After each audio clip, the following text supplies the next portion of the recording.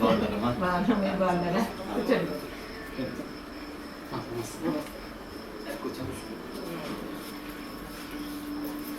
Already తెలుసంట. అవునమ్మా, చూస్తా అంటారు, రోజు చూస్తా. చాలా చాలా సంతోషం. Thank you.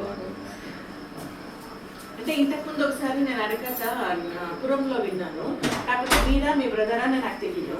అంటే నేనే చేస్తాను ఇది, అప్పుడు ఇద్దరు చేస్తాను, నేను అన్న ఇద్దరు.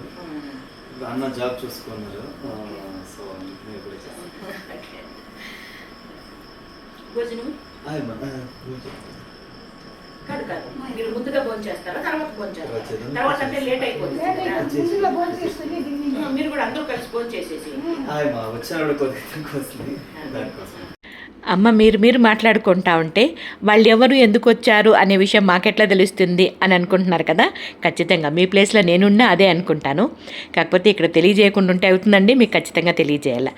తనెవరంటే మన ఆశ్రమానికి వచ్చిన హరికథ దాస్ అండి. మా పక్క హరికథ చెప్పేవాళ్ళని హరికథ దాసు అంటాము, మీరేమంటారో మాకు తెలియదు. మేమైతే మాత్రం హరికథ దాస్ అంటాము. తన పేరు రత్నకుమార్ దాసు గారండి. తనైతే కర్ణాటక నుండి వచ్చారు, అక్కడ నుండి పిలిపించాము. కర్ణాటకలోని కేజీఎఫ్ దగ్గర పక్కన విలేజ్ వాళ్ళది. ఆశ్రమంలో హరికథ ఎందుకు పెట్టాల్సి వచ్చింది అనే విషయం మీకు చాలా వరకు చాలామందికి తెలుసు. ఏమంటే మా అత్తగారి అదే అక్కులమ్మ గారి జ్ఞాపకార్థం పెద్ద కర్మ రోజు ఈ విధంగా శ్రీరామ జననం అనే హరికథ అయితే చెప్పారు. తను చాలా బాగుంది. ఎంత బాగా చెప్పారంటే హరికథ స్టార్ట్ అయినప్పుడు ఎంతమంది కూర్చున్నామో హరికథ ముగించే వరకు కూడా అంతమంది కూడా శ్రద్ధాభక్తులతో అక్కడ నుండి కదలలేదనమాట. అంత మంచిగా చెప్పారు కథ. అంతలోపల దేవదేవుని ప్రార్థన చేస్తూ కథాభాగానికి వచ్చేస్తారు. ఒకసారి గోవిందనామం, జై అంబరీష వరద గోవింద.